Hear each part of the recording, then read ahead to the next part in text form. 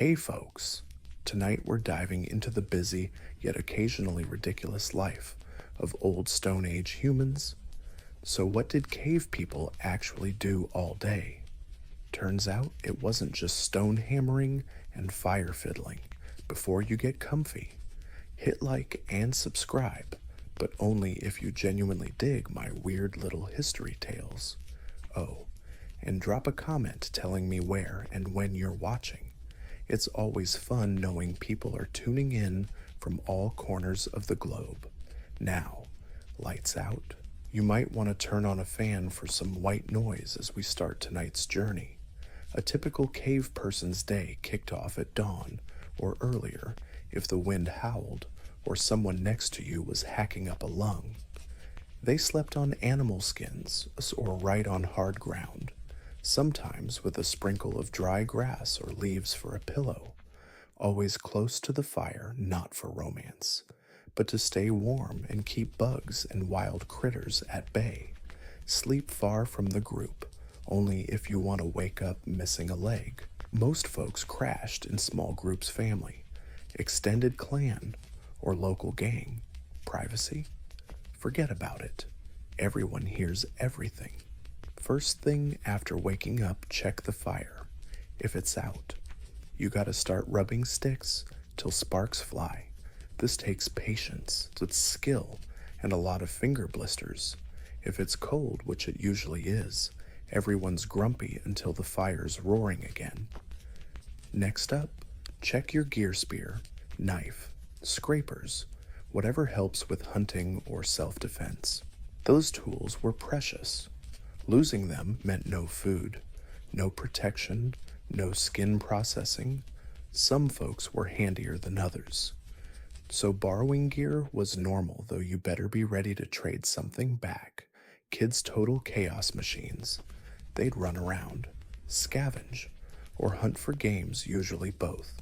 Adults got up slowly, prepping for the day, fetching water, checking traps nearby, or scouting animal tracks. No lollygagging, no time for slow mornings. The daily goal was simple: stay warm, find food, avoid getting hurt. If you woke up intact, fire still burning, and no immediate threats outside, congrats, you'd already won most of the day. Hygiene existed but wasn't about looking good. Clean meant surviving, not Instagram ready. People only cleaned when dirt got in the way or the stench annoyed the tribe. Baths happened, depending on the season and environment. If there was a spring and the water wasn't freezing, sure. Otherwise, they wiped off dirt with leaves, handfuls of sand, or if feeling fancy, animal fat. Yep, fat as skin lotion. It sounds weird, but it kept them warm and bugs off. Teeth, no toothbrushes, but some chewed on twig fibers or bones to clean. Teeth wore down a lot, thanks to a diet of tough meat, gritty seeds, and stone-ground sand mixed into their food. Cave people didn't brush, but they also didn't eat candy. So cavities were rare. Tooth loss, more often from injuries or wear and tear. Hair care was minimal. Hair was usually long, tied back, or just left wild. Lice were everywhere. Some groups used ash, dirt, or animal oils to fight lice. Others just scratched like crazy, hoping for the best. There's even evidence from later times of crude combs. So they did care a bit. Clothes didn't help much. Animal skins weren't breathable and rarely washed. If someone smelled, folks got used to it or blamed whoever sat closest to the fire.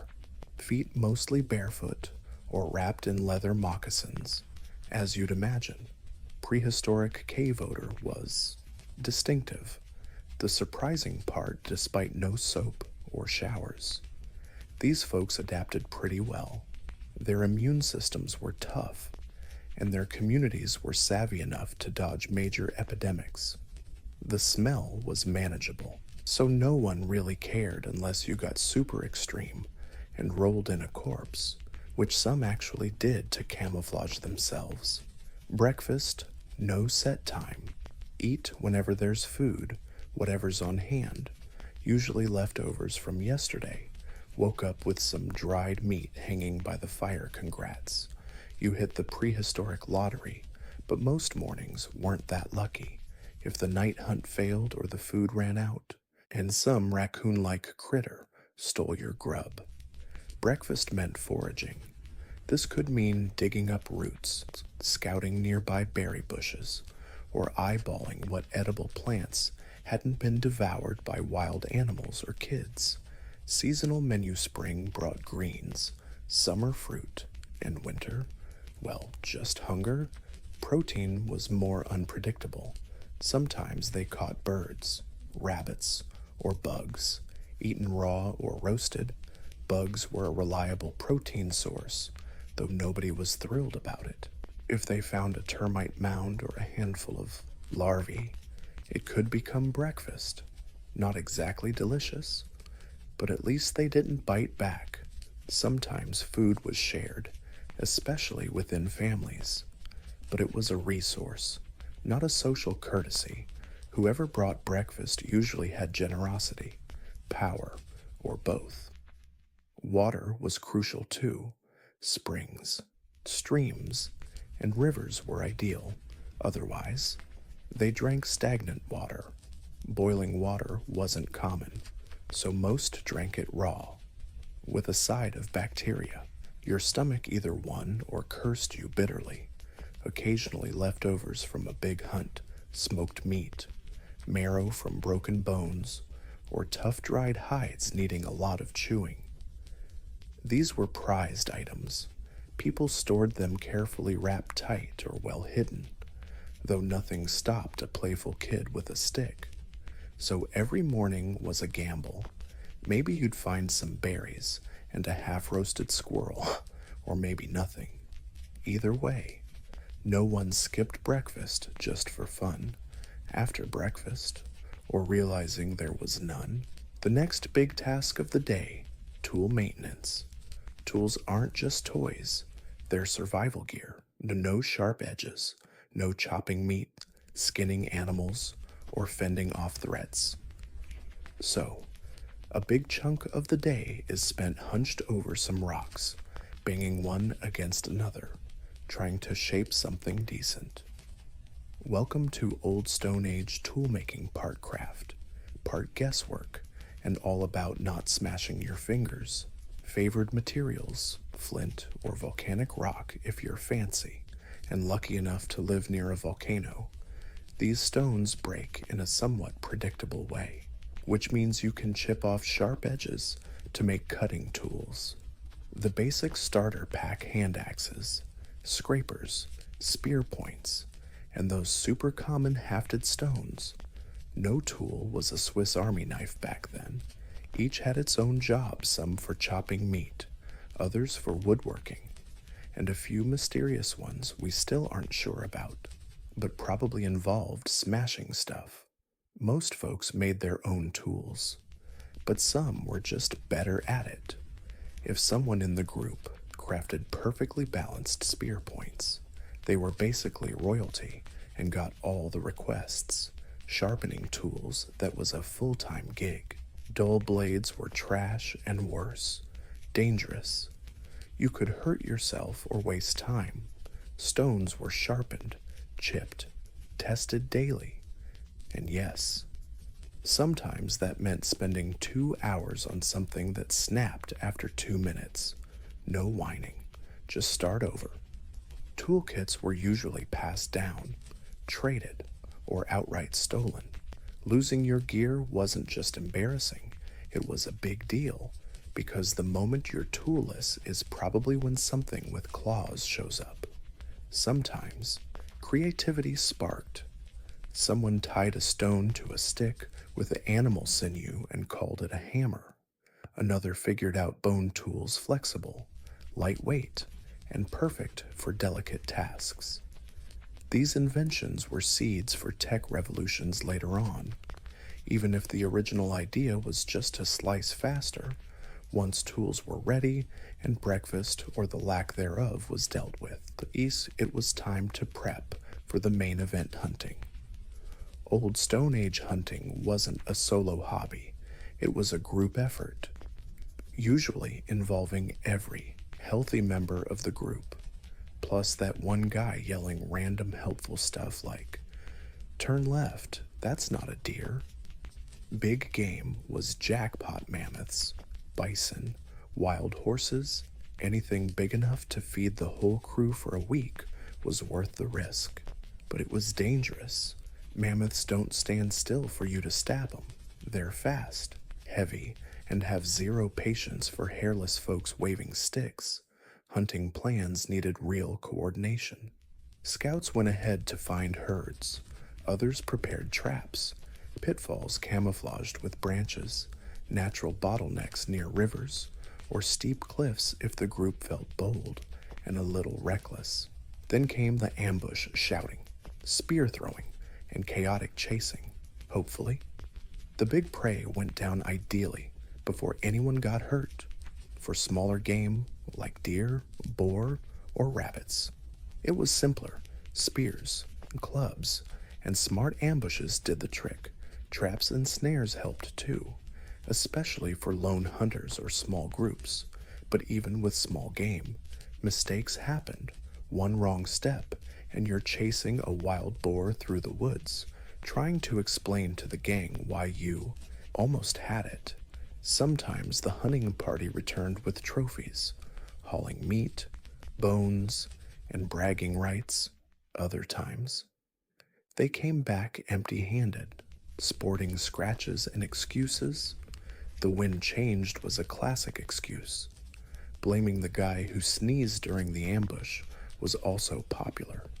Meat wasn't just food, it was status.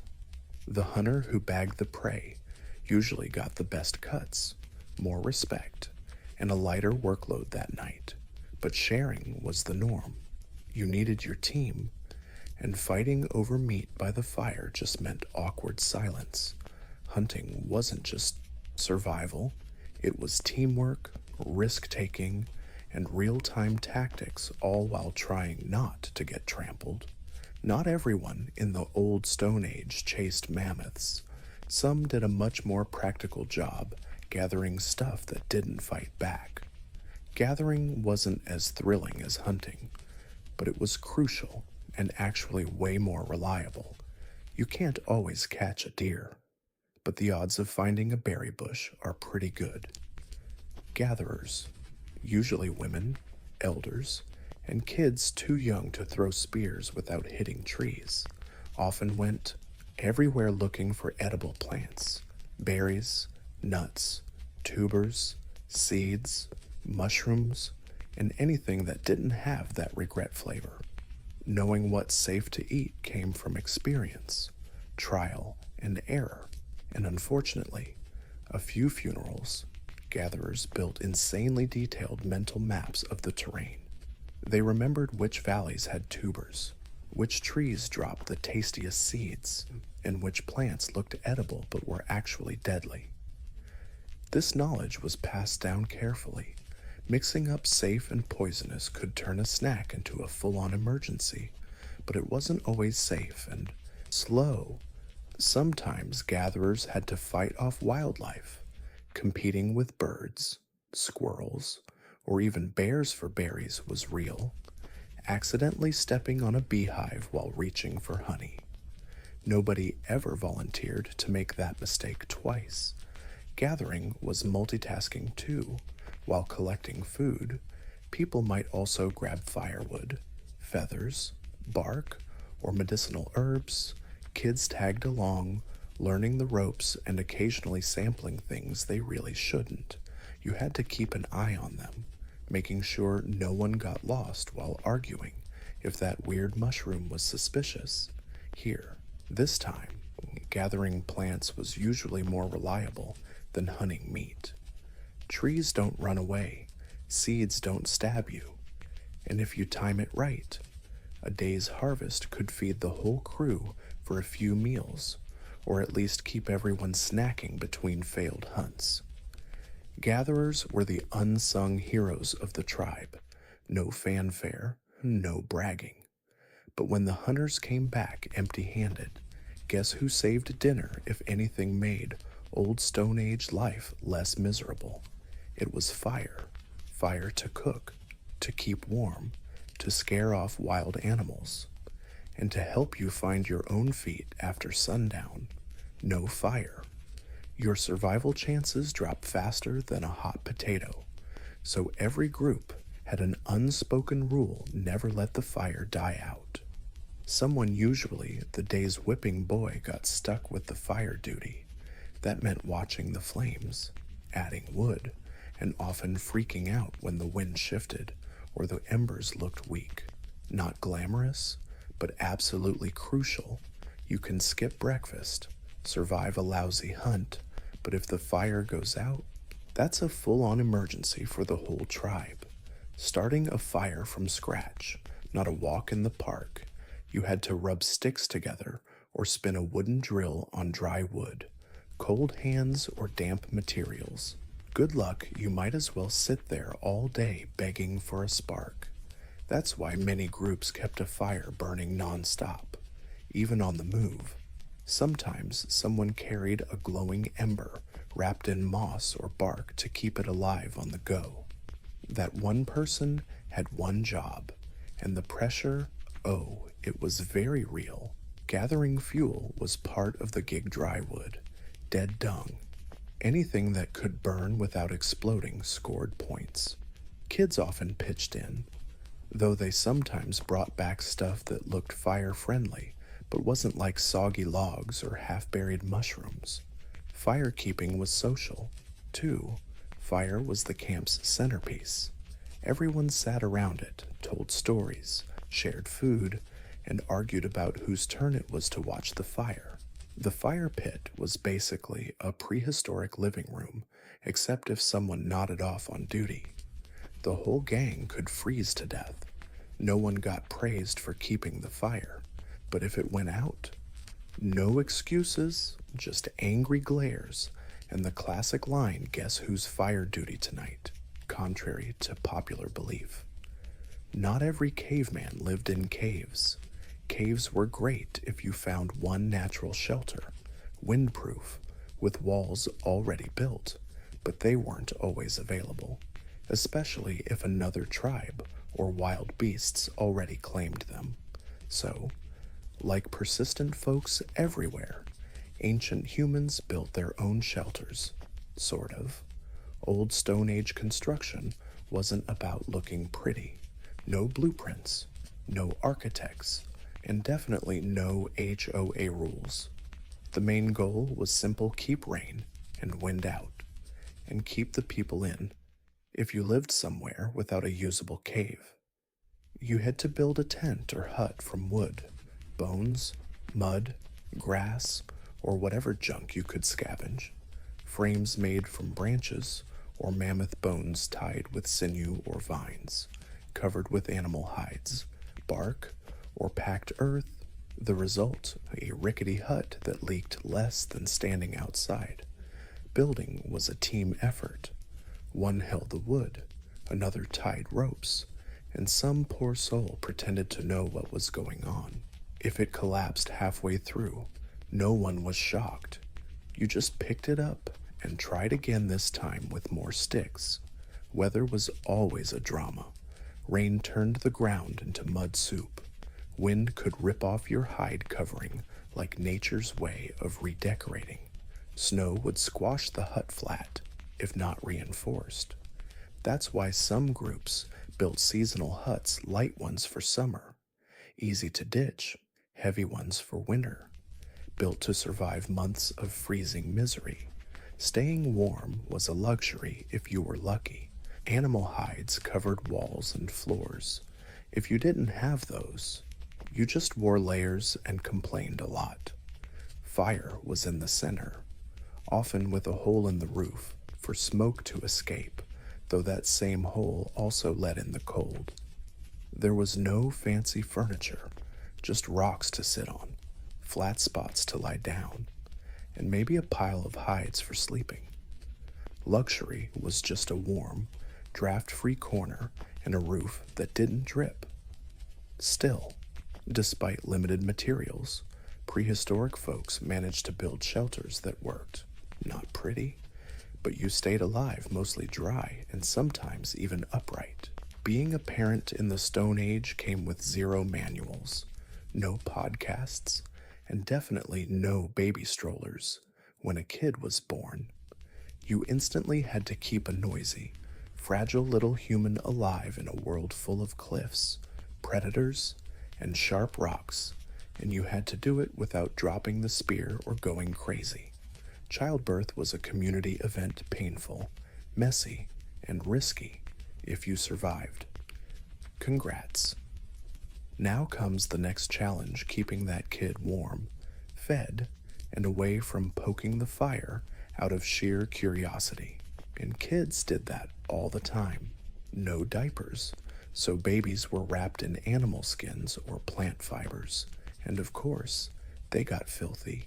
You had to get good at plopping them on rocks for easy cleanup. Moms nursed for years since there was no formula, and chewing meat for babies, not very effective. Discipline was practical if a kid wandered too close to a cliff. No time out for you. Someone had to yank them back and growl something like, "Don't fall." It was serious business, so safety rules had to be learned fast. Striking fire, scaring off wolves, or munching on weird fruits were crash courses best taken before you spontaneously combust. Get your skin burned off, or start hallucinating, but raising kids in the old Stone Age wasn't all doom and gloom. The little ones played all day with sticks, stones, feathers, bugs, anything that looked fun. Playing was how they learned. That kid who loved throwing rocks. Maybe one day he'd be the tribe's top hunter, the quiet one watching the elders, probably future shaman or healer material. No one asked, "What do you want to be when you grow up?" You just became whatever you survived as. Older kids helped with chores, gathering firewood, hauling water, shooing birds off drying meat. By age 10, you were a semi-official member of society, still a pain, but useful now. No formal schooling, but kids learned by watching, copying, and muddy experiments. No toys, just nature, which definitely doesn't come with safety warnings. After a long day of hunting, gathering, scraping bark, dodging wild animals, and raising kids without tranquilizers, those ancient folks finally got a bit of chill time. Sure, social life in the Stone Age wasn't about sipping wine or fancy brunches, but it wasn't a total snooze.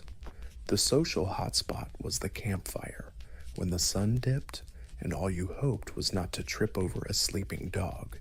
Everyone huddled around the fire, not for a party, but because it was the only source of warmth and light that didn't try to eat you. Either way, it was the tribe's hangout spot. People came to eat, chat, and kick back. Evenings weren't about weather updates. They were storytelling sessions.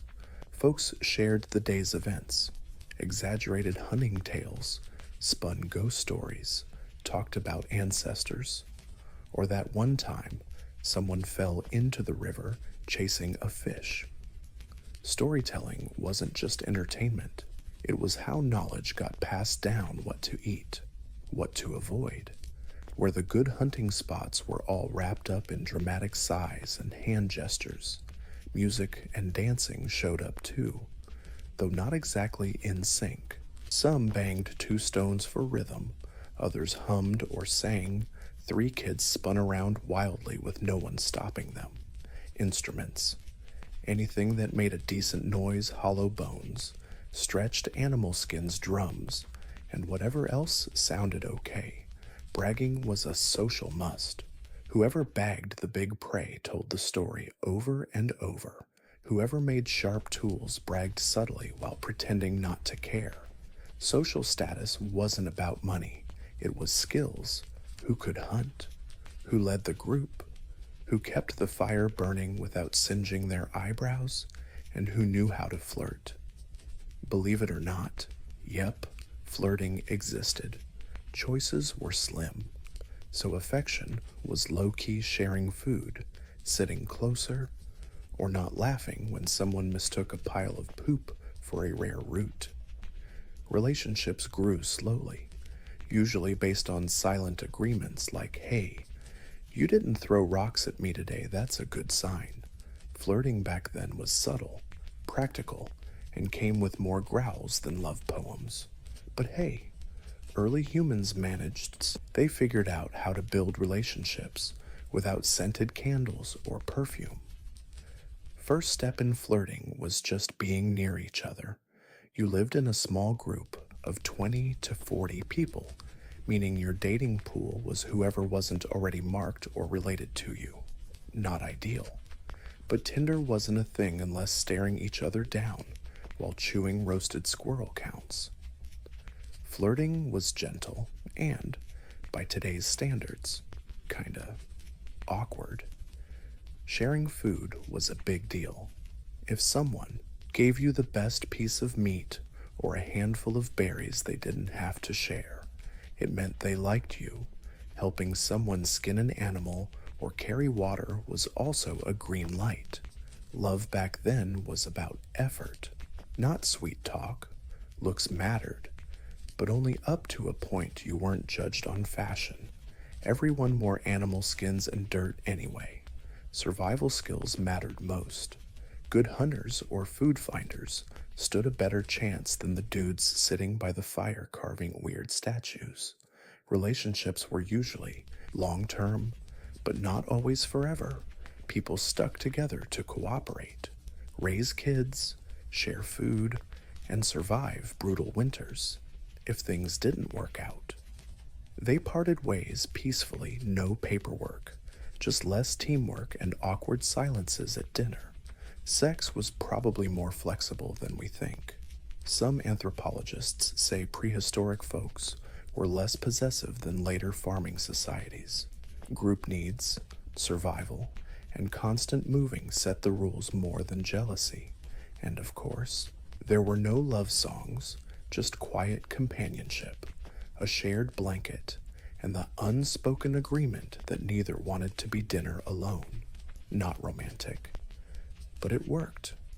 Stone Age couples built families, raised kids, and weathered storms without arguing over who forgot to wash the dishes, mostly because there were no dishes, despite constant hunting, gathering, and dodging death. Ancient people still made time for something very human: art. No galleries, museums, or the phrase that's so abstract. But they had walls big, cold cave walls that seemed perfect for decorating. The oldest known cave paintings date back over 30,000 years, famously at Lascaux and Chauvet in modern-day France. These weren't random doodles. They featured animals like bison, deer, horses, and mammoths, drawn pretty accurately and with a sense of movement. Some paintings showed motion lines, others had dots, handprints, or symbols we still can't decode. They used what tools? Nothing fancy, just natural colors like charcoal, red clay, and manganese, crushed minerals mixed with water, fat or spit, brushes fingers, sticks, chewed up twigs, or hollow bones to spray paint through hand stencils. Yeah, prehistoric folks were airbrushing way before it showed up on motorcycles. Why paint? No one's really sure. Maybe storytelling, maybe religion, or just someone who liked doodling and no one stopped them. Some anthropologists think it was part of hunting rituals, a way to bring good luck or pass down which animals to hunt and which to avoid. The artists probably worked by firelight, deep in caves where no one lived, meaning they painted just for the heck of it, no profits, no Instagram followers, just pure human expression. Kids likely joined in. Some caves show tiny handprints, so even the little ones were taught to leave their mark literally. And while we don't know who painted the first bison, chances are someone behind them was grunting approval or giving feedback that was Well, not very helpful, amazingly. These artworks survived long after tents fell apart and fires went cold. Bison still prance on cave walls, proof that 30,000 years ago, humans needed more than food and shelter. They needed creativity. Oh, and maybe they were just really into bison. Getting sick or hurt in the old Stone Age was like betting against the universe with dice made of bones, and all sixes being bad luck. No hospitals, no antibiotics, and definitely no ER rooms. Break a bone, slice your hand, or get a mysterious rash. Best hope your body handles it solo. Worst case, everyone awkwardly circles your fire, hoping you're not contagious. Medical care existed, but it was super basic, like, here's some leaves, good luck.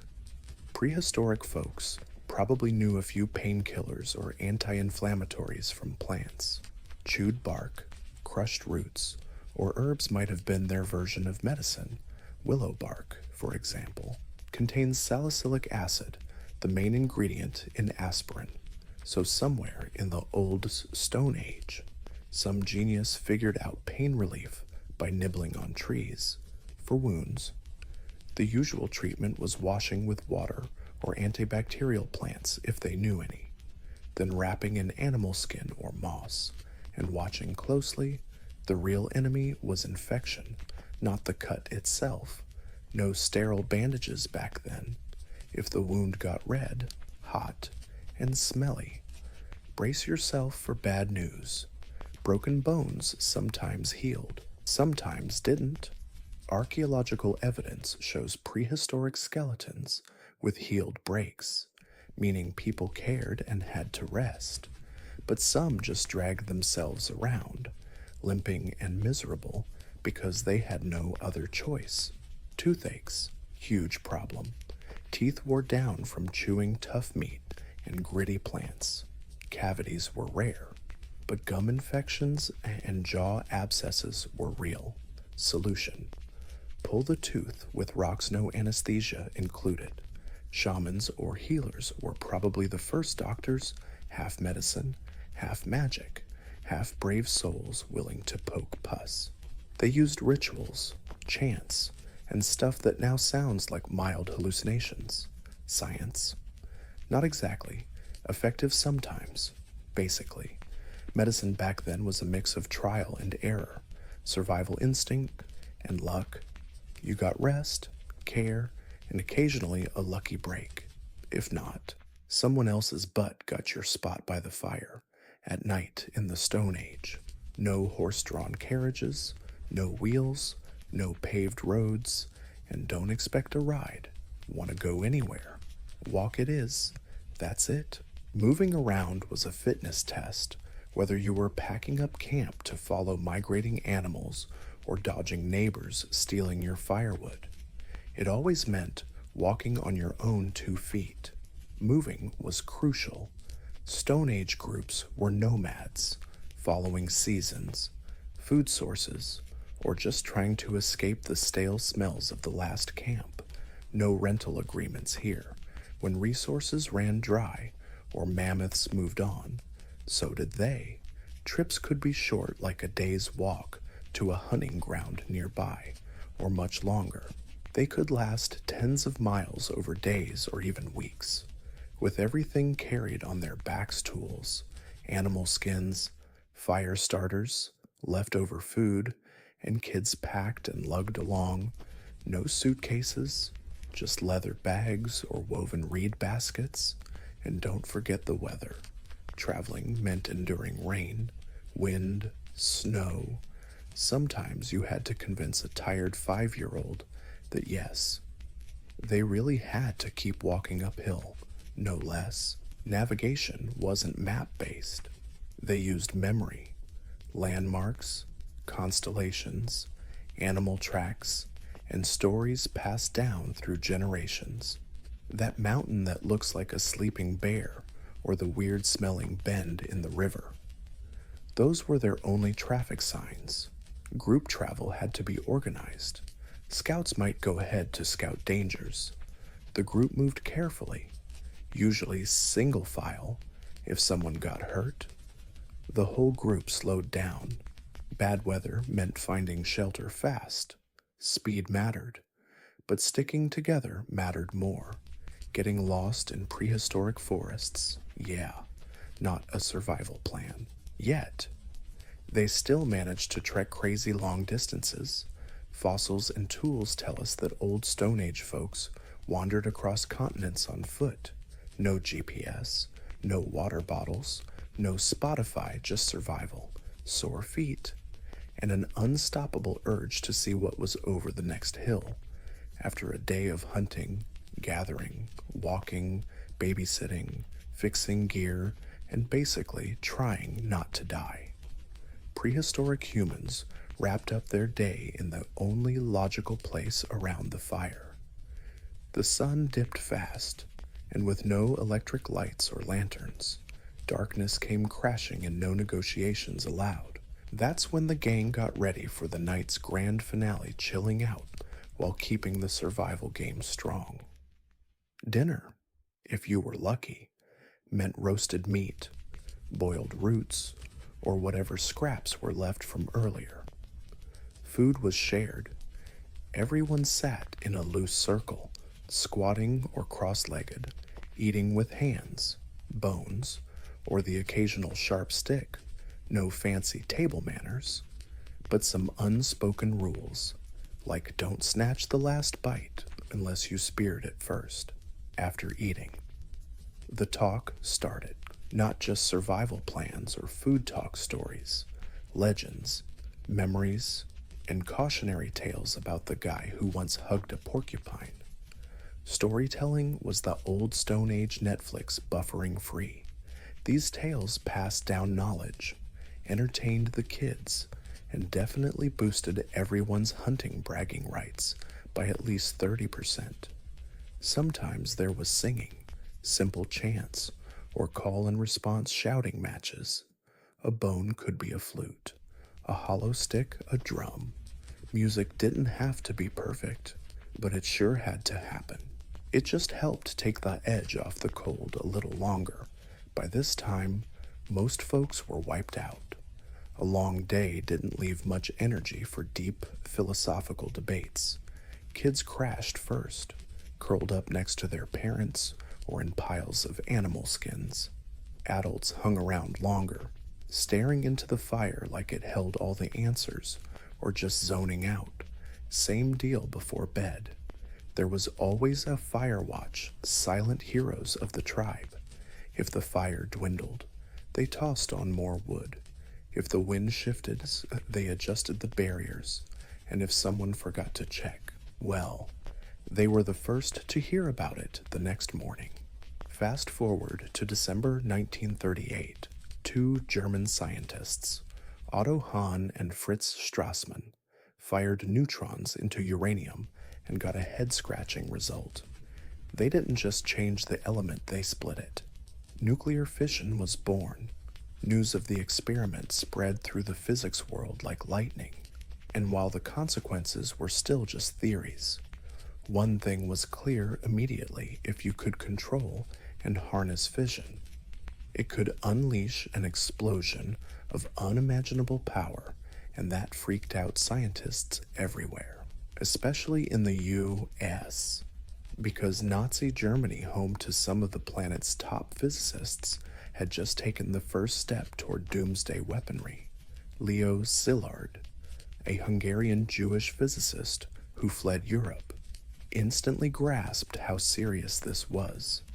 If Hitler's scientists made the atomic bomb first, the world wouldn't just lose a war, it could lose its future, alongside refugee Albert Einstein.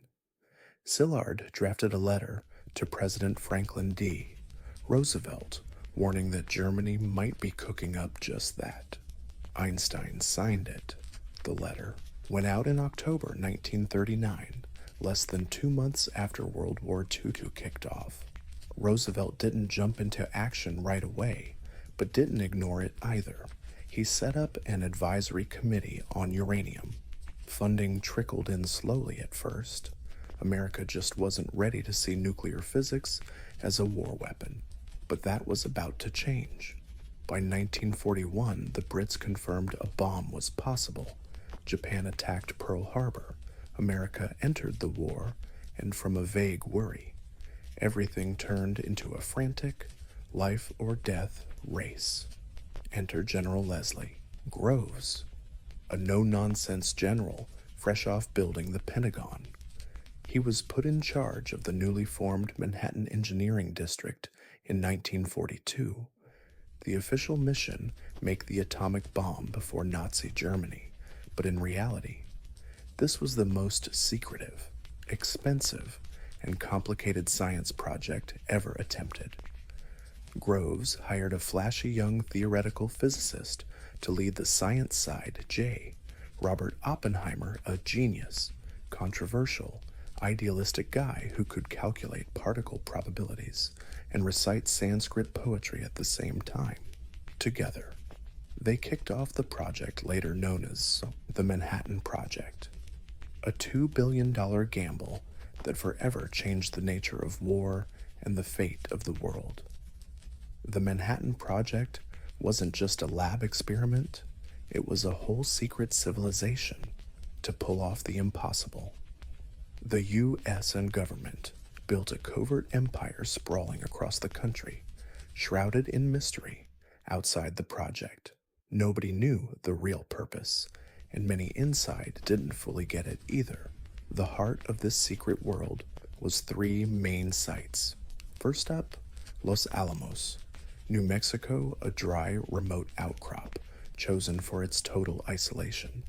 This would be the brain of the project, where theoretical physics awkwardly shakes hands with practical engineering. Here, Oppenheimer gathered a dream team of scientists: Niels Bohr, Richard Feynman, Enrico Fermi, and a whole bunch more. Many were European immigrants running from fascism. Some didn't even know what the heck they were building.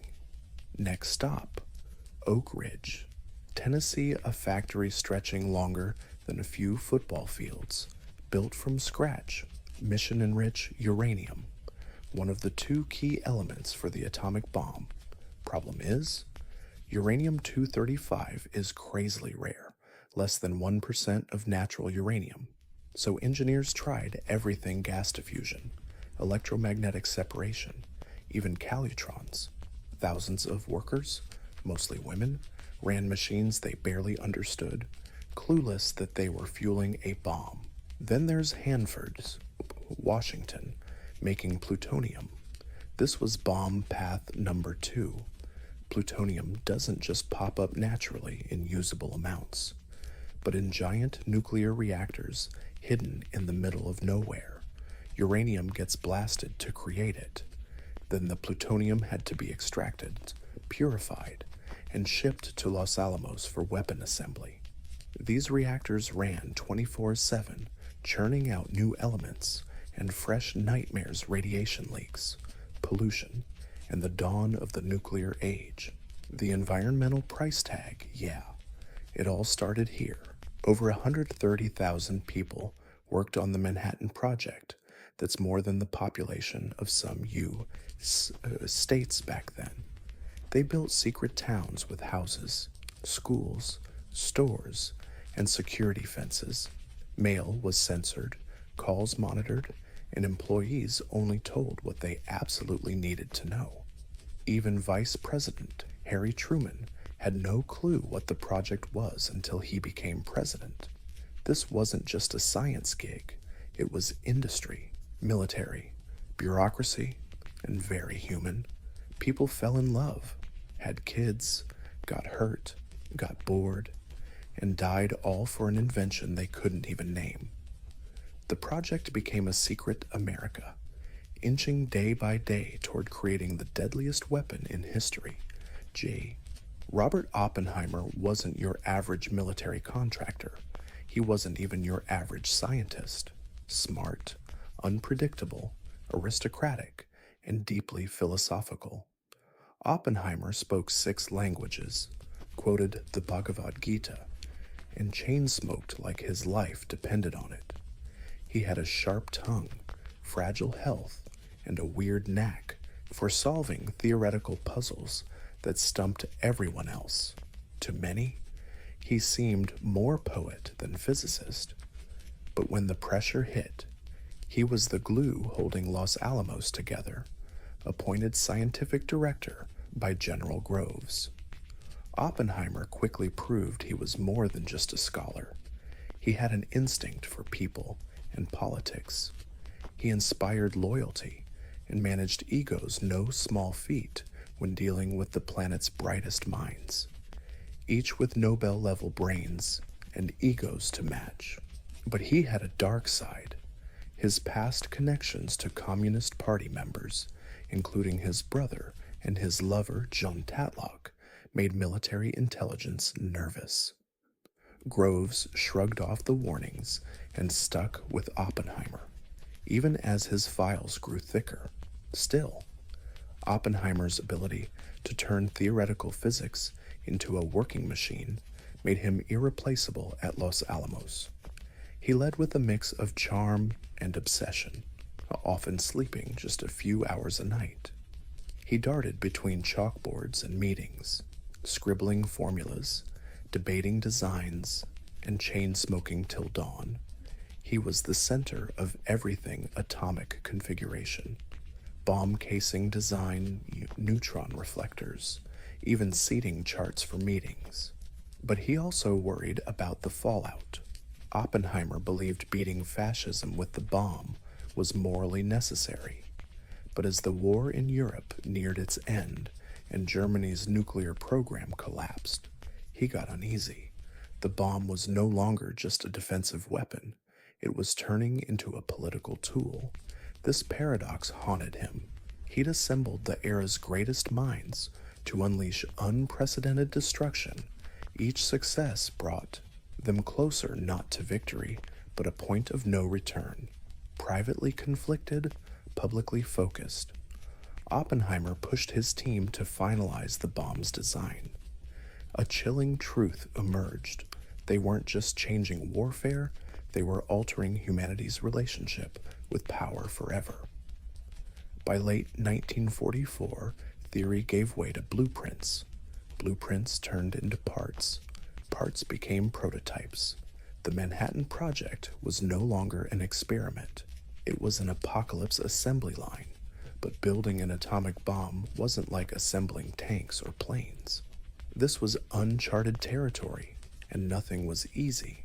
Engineers, machinists, and physicists at Los Alamos now focused on two bomb types, each terrifyingly complex.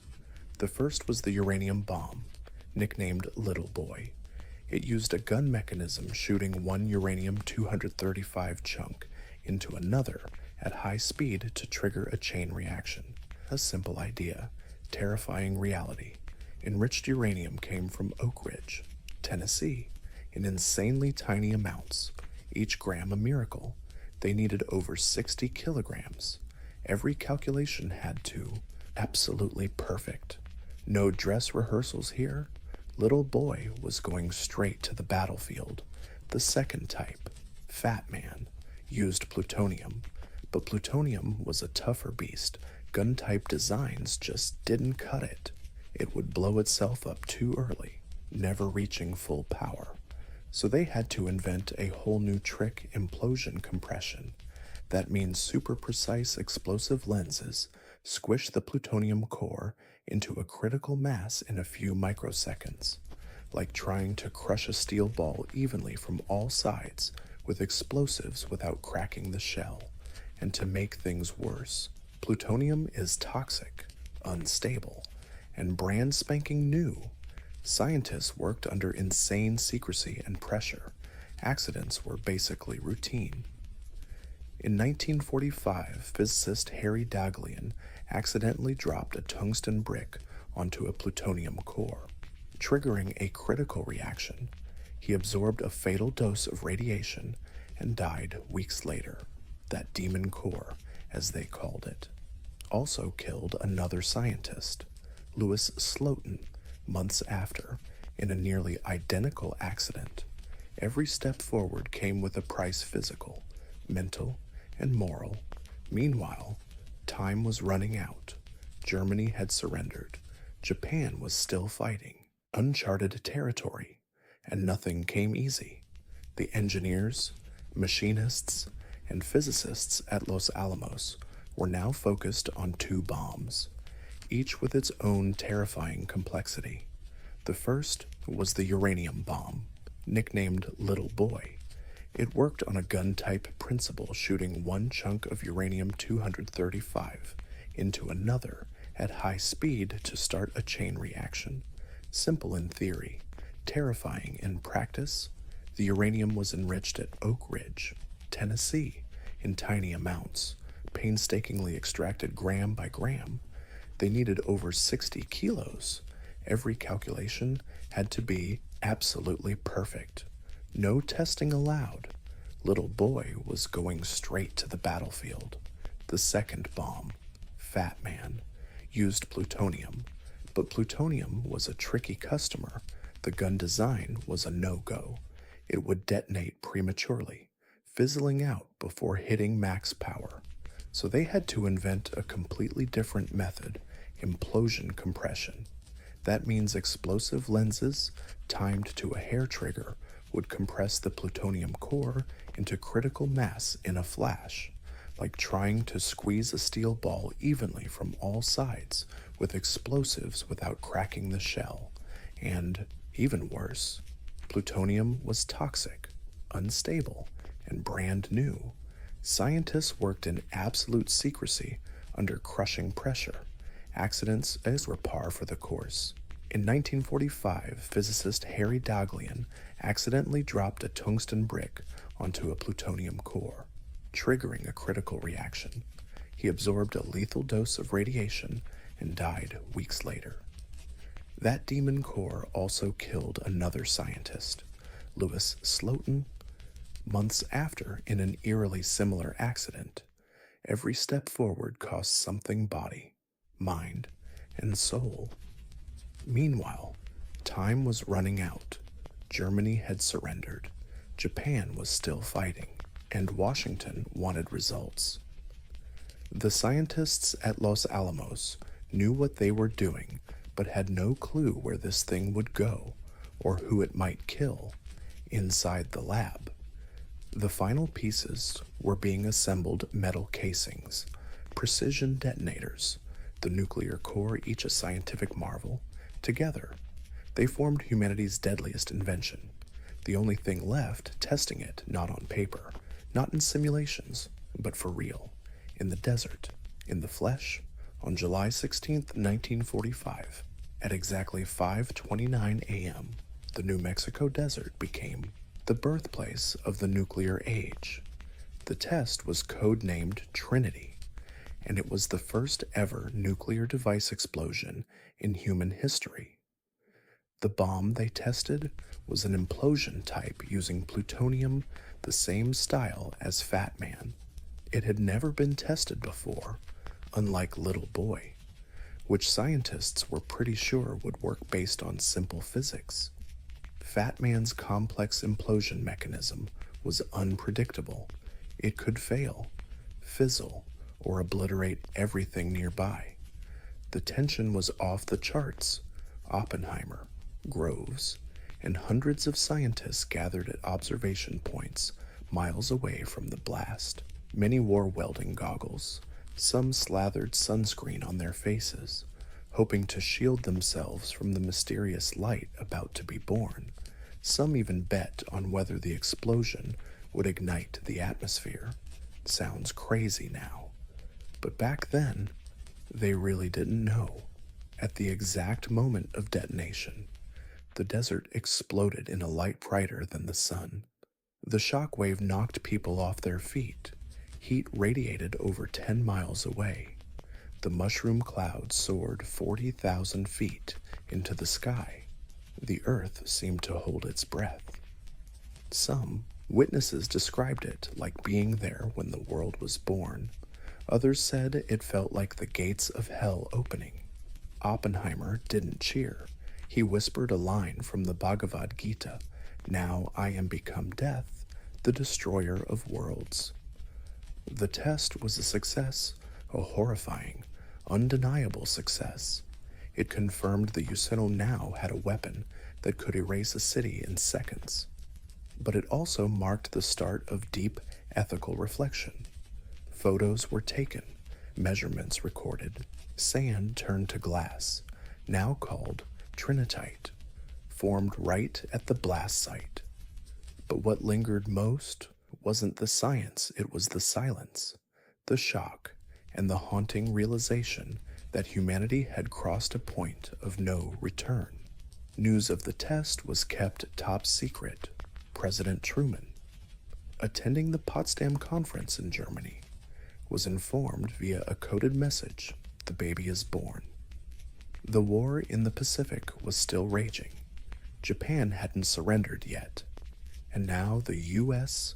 held the power of total destruction. The question was no longer if they'd use it. So, where and when to use it, less than a month after the Trinity test. Theory turned into nightmare reality. The U.S. had 2 working bombs and one fateful decision to make. On August 6, 1945, a B-29 named Enola Gay took off from Tinian Island carrying the uranium bomb. Little boy, target Hiroshima, a city important to the military, but also full of civilians. At 8:15 a.m., the bomb dropped, and 43 seconds later, boom, the sky exploded. The blast leveled 5 square miles of the city. Temperatures at the center hit 7,000 hogiptics. Over 70,000 people died instantly vaporized or crushed. Fires raged everywhere. Survivors, burned and blinded, limped through the nightmare of twisted steel and ash. In the weeks after, tens of thousands more died from radiation sickness, injuries, and psychological shock. The world had never seen destruction like this. But the war kept on. Japanese leaders hesitated. Some wanted to surrender. Others demanded conditions. The U.S., reading silence as resistance, prepared for round 2. On August 9th, the plutonium bomb, Fat Man, was loaded onto another B-29 boxcar. The primary target was Kokura. But clouds forced a switch. The bomb dropped on Nagasaki at 11:02 a.m. Nagasaki's terrain softened the blast a bit, but the damage was still horrific. About 40,000 died instantly. The explosion destroyed factories, homes, and temples. Yet again, thousands more would die in the following days from burns, injuries, and radiation within hours. The Japanese cabinet met in chaos. Emperor Hirohito himself stepped in. For the first time ever, a Japanese emperor spoke directly to his people, declaring unconditional surrender. The war ended. But the debate was just starting. Did the bombs end the war, or unleash something worse? Were they necessary, or just a terrifying show of force? Some scientists pushed for a test instead of bombing cities, but their pleas were ignored. Others, like General Groves, showed zero remorse. The world stepped into a new reality peace, maintained by the threat of total annihilation. The bombs did their military job, but morally, philosophically, and spiritually, the questions echoed for generations. One thing's undeniable in 2 flashes.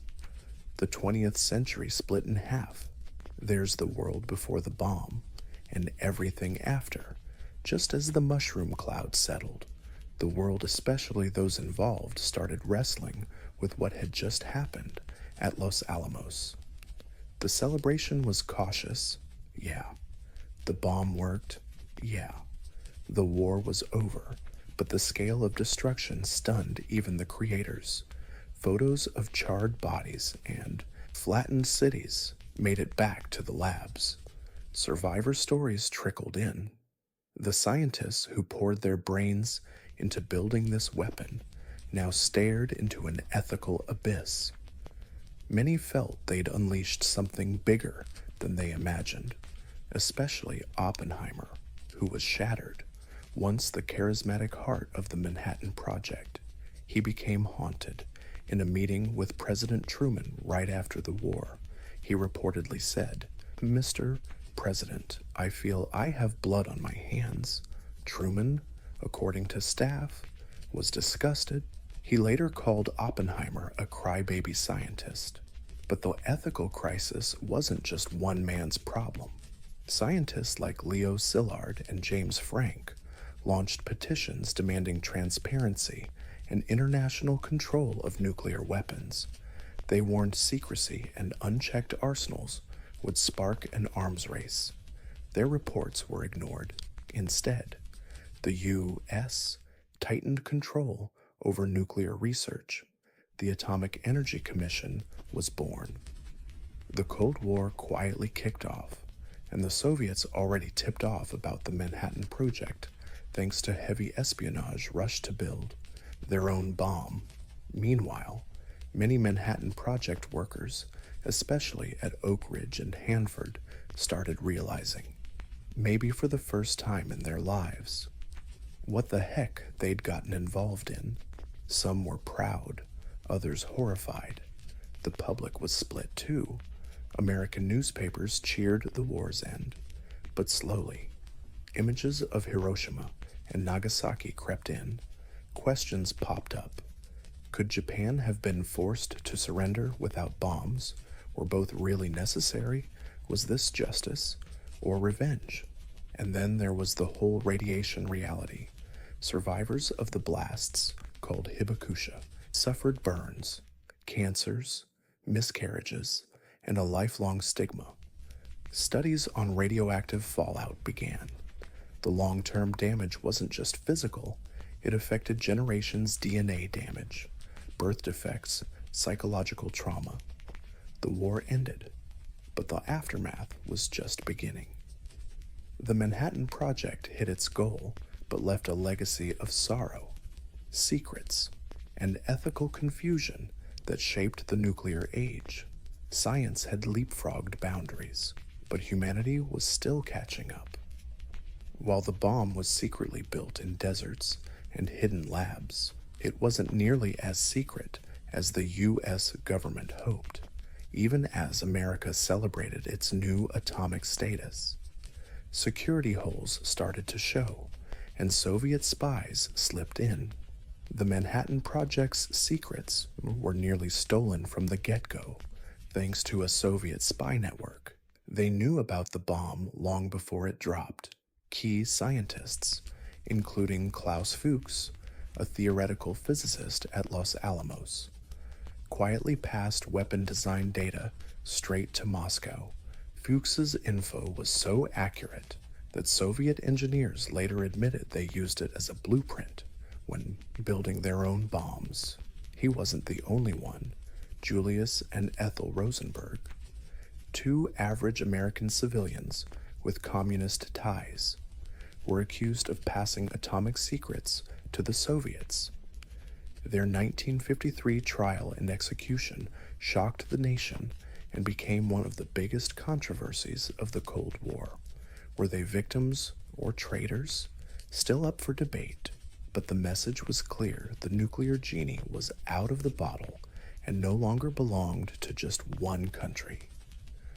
The Soviets detonated their first atomic bomb in 1949, just 4 years after Hiroshima, way faster than most U.S. officials expected. Suddenly, the world went multi-nuclear, and the arms race officially kicked off. America's monopoly on ultimate destruction lasted less than 5 years. Next up was a new kind of war, not bullets flying, but a mind game on the edge. Countries now had weapons that could wipe out entire cities with a single strike. The game changed. Winning wasn't about having more troops anymore. It was about surviving the first nuclear hit or delivering a deadlier counterattack.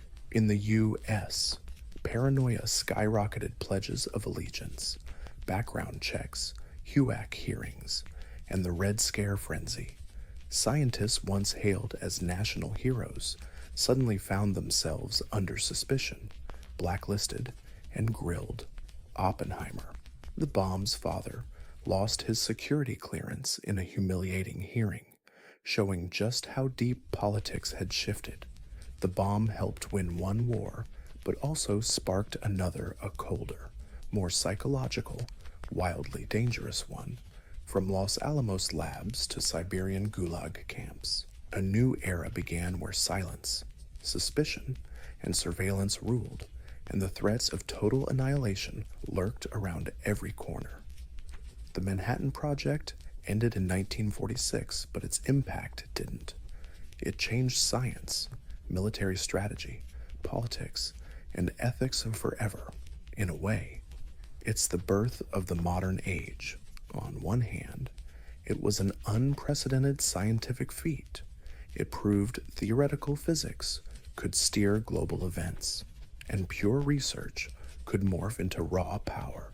The principles behind splitting the atom would later fuel nuclear energy, lead space exploration, and push medical advances. Nuclear physics became the backbone of modern science. On the other hand, it cast a permanent shadow over humanity. Inventing nuclear weapons didn't just end a war, it redefined peace. For the first time in history, humans created something that could wipe themselves out entirely. That terrifying possibility has haunted every international conflict since mutual assured destruction became the twisted cornerstone of Cold War diplomacy. Two superpowers armed to the teeth, stuck in a stalemate, where pulling the trigger meant civilization's end. The Manhattan Project also kicked off the global arms race. The US, USSR, then the UK, France, China, India, Pakistan, Israel secretly, and later North Korea all cooked up their own bombs. What started as a desperate bet to stop Nazi Germany turned into the blueprint for worldwide militarization, and despite all that devastation, the bomb's been used in war only twice. That fact alone is enough to send chills down your spine. It's a paradox the bomb is the ultimate weapon, but the sheer horror might be why it's never been used again.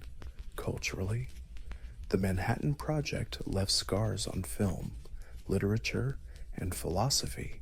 It forced humanity to face the limits of progress. Can science exist without conscience? Can knowledge be divorced from responsibility?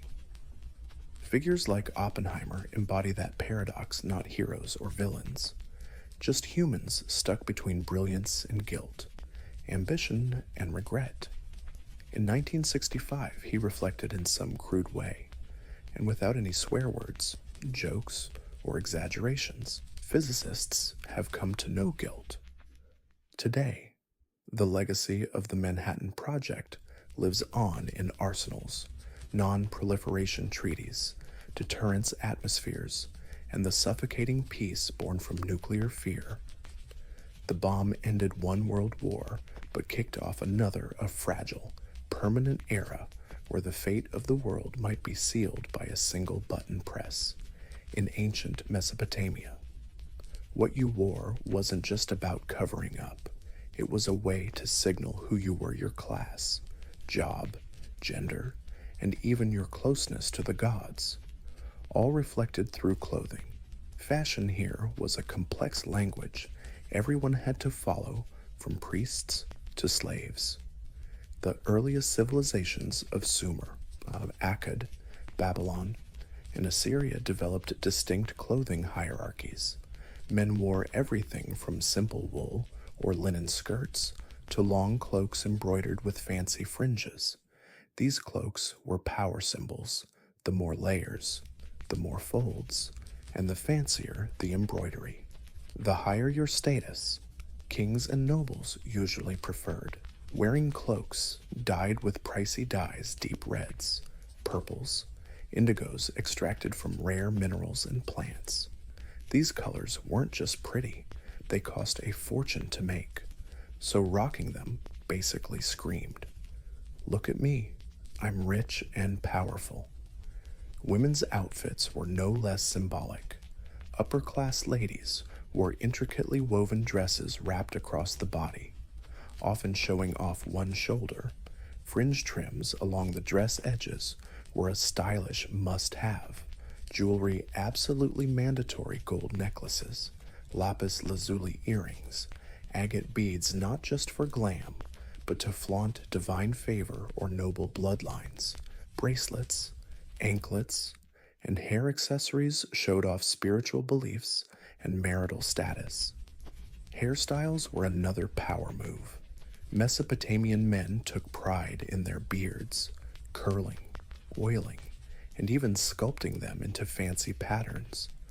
A beard wasn't just face fuzz, it was a badge of masculinity and brains. Women styled their hair in elaborate buns, braids, and twists. Both genders rocked wigs during ceremonies or to flaunt high society's sophistication. Perfume and makeup were the final touch. Fragrant oils mixed with myrrh resin or cedarwood got rubbed onto skin. Eye makeup, usually charcoal, wasn't just for looks, but also to ward off evil spirits and harsh sun glare. Shoes. Most Mesopotamians went barefoot, but the elites sometimes slipped on leather or even silver sandals just to keep those fancy rituals extra luxe. Fashion in Mesopotamia wasn't a game. It was practical and loaded with symbolism. Tightly controlled by religious and political powers, what you wore could lift you up or drag you down, even 5,000 years ago. People knew that looks weren't just skin deep, they were destiny in ancient Egypt. Fashion had a divine function. What you wore wasn't just about flaunting wealth or style, it showed your connection to the gods. Clothes symbolized purity, power, and eternal style, and in a land where life and death were tightly intertwined, your wardrobe had to work for both this world and the next. Linen ruled, made from flax plants. It was Egypt's go-to fabric, soft, light, perfect for desert heat. But not all linen was created equal. The upper class wore ultra-fine, almost sheer linen that hugged the body with elegant folds. Pharaohs and nobles sported pleated skirts and cloaks with ornate belts, often stiffened to create dramatic shapes. The whiter and finer the linen, the purer it was favored by the gods. For women, fashion was both sexy and symbolic. Elite ladies wore tight dresses called calasiris, usually with shoulder straps. These dresses left almost nothing to the imagination, but in Egyptian culture, beauty and fertility were sacred virtues. Clothes were designed to highlight natural curves. Modesty, as we know it today, wasn't the goal, it was all about harmony and divine aesthetics. Jewelry wasn't just decoration, it was spiritual armor. Scarab amulets, eskanonks, and the Eye of Horus were everywhere. Gold was the god's favorite metal, believed to be incorruptible. Wide collar necklaces, like the wesek, worn by both men and women, were studded with turquoise, lapis lazuli, and agate. They weren't just eye candy. They offered protection and divine favor. Wigs were an everyday fashion choice for the elite. While most Egyptians shaved their heads to stay clean and avoid lice, wigs made from human hair or plant fibers showed status and beauty. Some wigs were huge, intricately braided, and scented with melting wax cones that released fragrance all day long. Makeup was essential. Kohl eyeliner wasn't just trendy, it shielded eyes from the blazing sun and was believed to fend off evil spirits. Both men and women rocked green malachite eyeshadow with red ochre lips. Dressing well was serious business because the gods were always watching, from pyramid builders to priests and queens. What you wore in Egypt wasn't just fashion, It was a sacred statement about your status, soul, and journey to eternity. Ancient Greek fashion might look simple at first glance: flowy fabrics, minimal sewing, neat cuts, but look closer, and you'll find a whole secret code about identity, status, and citizenship in Greece, especially the classical period. Clothes weren't about flash, they were about order, proportion, and philosophy. Seriously, Greek outfits were basically rectangular cloths made from wool or linen, artfully wrapped and pinned rather than tailored. The classic piece was the chiton, a long tunic tied at the shoulders and belted at the waist. Men's chitons usually hit the knees, women's reached the ankles, but even length sent messages. Long chitons on men meant youth or priesthood. Short chitons meant athlete, laborer, or soldier over the chiton. Both men and women could throw on a himation, a big cloak draped over one shoulder. Famous philosophers wrapped it tight, giving off that serious, stoic vibe. The himation was basically the ancient version of a silent billboard for intelligence and civic virtue. Meanwhile, women rocked the peplos, a thicker woolen dress folded over at the top, creating a double layer over the chest. This fold, called the apoptygma, was both decorative and symbolic. It screamed modesty and femininity values Athens held dear. How a lady wore her peplos could spill tea about her marital status, mourning period, or even her role in religious festivals. Colors played a subtle but serious role. White stood for purity and rituals. Dark colors were the mourning attire. Saffron yellow and deep purple, both rare and pricey, showed up only in special ceremonies or on the rich folks. Patterns were sparse, but geometric borders and embroidery along hems or collars added visual weight and social status. Hair and accessories were a big deal. Men kept it short. Women had braids, buns, waves. Each style had its season. Jewelry was classy, not flashy gold earrings. Delicate hairpins, snake or leaf-shaped bracelets. Shoes, optional. Many Greeks went barefoot at home or during rituals, when they did wear shoes. It was usually simple leather sandals or soft boots. Greek fashion was all about disciplined elegance. In a society obsessed with balance and virtue, how you draped a robe or tied a belt wasn't just about looking good. It was a life philosophy and a civic statement. If the Greeks used fashion to shout ideals, the Romans, they used it to flex power. Roman clothes were bold, strict, and loaded with symbolism, designed to mirror the empire's rigid social order and love of pomp and control. Dressing in Rome wasn't a free-for-all. It was basically law.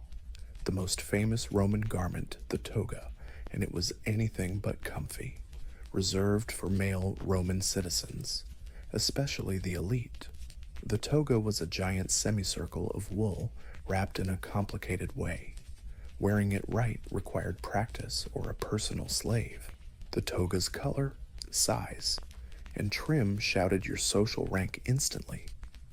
The plain white toga virilis was for grown men.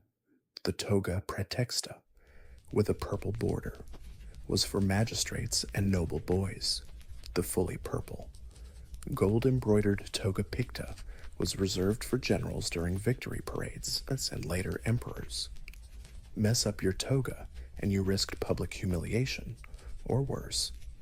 Underneath, men wore a tunic a knee-length, belted shirt. Slaves had rough, undyed tunics.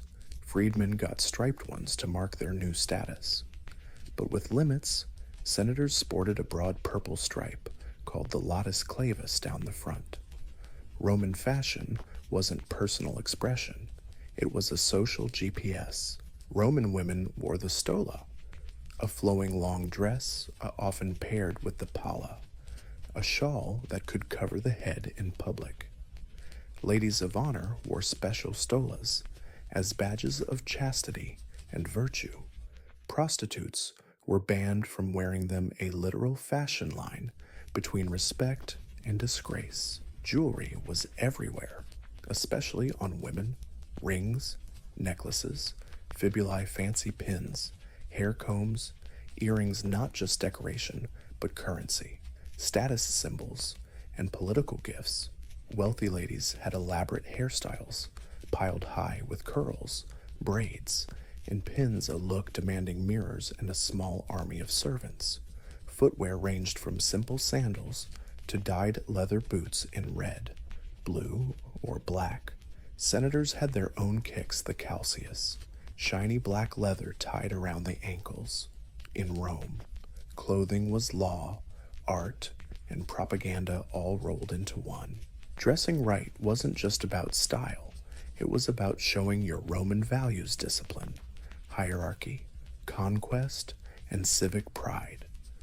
The toga wasn't just fabric, it was the Roman Republic wrapped around you in wool. Over in the Achaemenid Persian Empire, fashion was nothing less than royal theater, from Darius the Great to Xerxes. Persian kings didn't just dress to impress, they dressed to intimidate. Seeing a Persian noble walk into a room was like witnessing a living jewel box shimmering with embroidered silk, gold accents, and divine symbols. Clothes here weren't just power, they were cosmology. Unlike the Greeks, who loved minimalism, Persians were obsessed with bright colors and luxurious fabrics. Silk, arriving early via trade routes, was a luxury only the elite could flaunt. Embroidery was king cloaks and robes heavily decorated with gold thread, mythical animal motifs, and intricate patterns symbolizing fertility, protection, and divine favor. The more detailed the outfit, the higher the status, and the closer you looked to the king's aura. Men usually wore long-sleeved tunics with trousers underneath, a practical innovation for the era, unlike most ancient societies, where cloaks ruled the roost. Persians went for fitted pants that were practical, was stylish, and revolutionary, later influencing Greek, Roman, and even medieval fashion. Wide, elaborate belts cinched the waist, while layered cloaks draped over shoulders gave a heavy, formal vibe. Women's fashion was just as refined but more modest: long dresses with snug bodices and multiple fabric layers, plus wide sleeves and headscarves. Jewelry was plentiful: gold necklaces, gemstone bracelets, and intricately carved rings. Perfume and makeup weren't in short supply either. Women rocked blush, charcoal eyeliner, and kept their scents in fancy alabaster bottles. Hats were a big deal: the tiara, or karis, a tall pointed hat often decked out with pearls or embroidery, was the royal Persian signature look. Even the low-level officials sported embroidered hats or turbans to show loyalty to the king. The fancier the hat, the closer you were to the throne. Colors mattered too: deep blue and purple were royal VIP colors. White stood for purity and was usually worn by monks. In sacred rituals, red and gold symbolized fire, the holy element in Zoroastrianism, Persia's main religion. Persian fashion was never just random.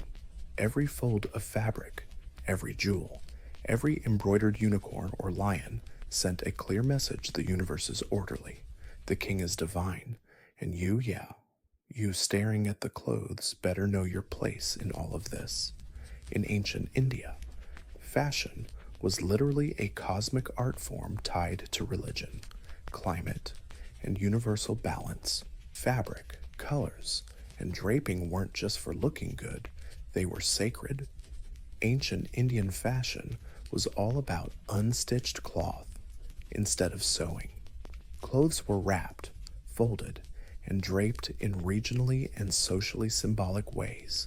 Not a shortcut, but a rule. In Hinduism, sewing was sometimes seen as unclean for ritual wear, so flowing fabrics became wearable spiritual art and identity. For men, the go-to was the dhoti, a rectangular piece, usually white or saffron, wrapped and tied around the waist. It could be worn for ceremonies or everyday life, with wrap styles varying by region and social class. Monks, for example, folded their cloth in ritualistic ways, fitting their religious duties. Women wore saris, still famous today, but quite different back then. Usually, a 9-yard-long cloth wrapped around the waist, with one end the palu draped over the shoulder or head. The bare midriff wasn't a fashion statement. It symbolized fertility and cosmic openness. Many temple goddesses were also decked out like this, showing off the sacred femininity of the land. The choli, the blouse worn under the sari, came later, before that. Upper body coverings varied a lot depending on social norms and climate. In some places, especially South India, women rocked saris without blouses, while colder areas added shawls and headscarves. Fabric was India's pride.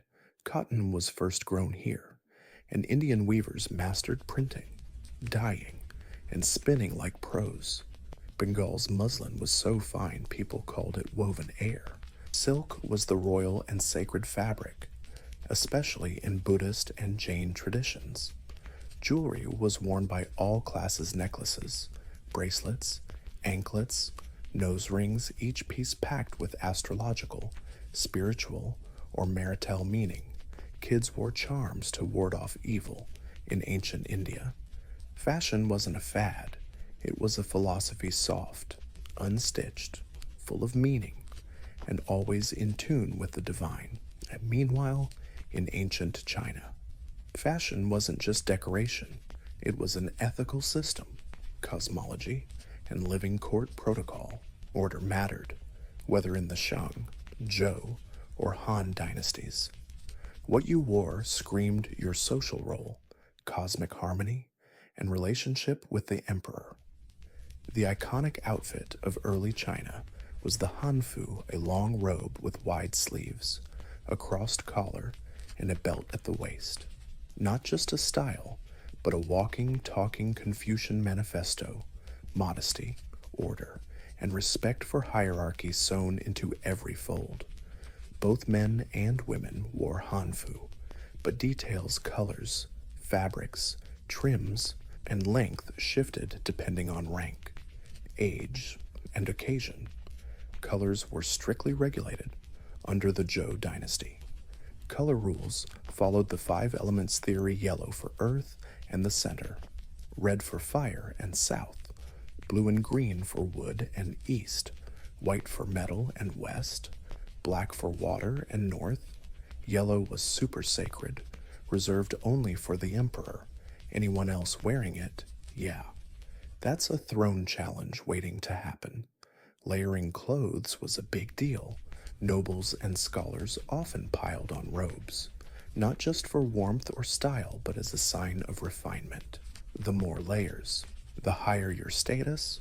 Farmers kept it simple: rough tunics made from hemp or coarse wool, belted with pants or long socks.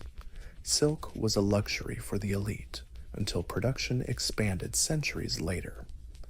Women's fashion was varied but usually hanfu shaped, with added belts, flowing skirts, and fancy hairpins. Hair got serious attention long and piled up in buns, often decorated with jade combs, gold jewelry, or flowers. The more elaborate the bun, the classier you looked. Letting hair down in public, big no-no for grown women. Accessories packed meaning too. Jade was the ultimate symbol of longevity and virtue. Pendants carved with dragons, phoenixes, or clouds stood for blessings and moral strength. Even shoes had rules. Pointed toes or high heels separated the refined from the rustic. In ancient China, fashion was all about harmony between fabric and form. It reflected natural order, human dignity, and held up the invisible framework of the empire. Dressing right wasn't just polite, it was a civic and spiritual duty. Speaking of fashion romanization among the Celt and Germanic tribes.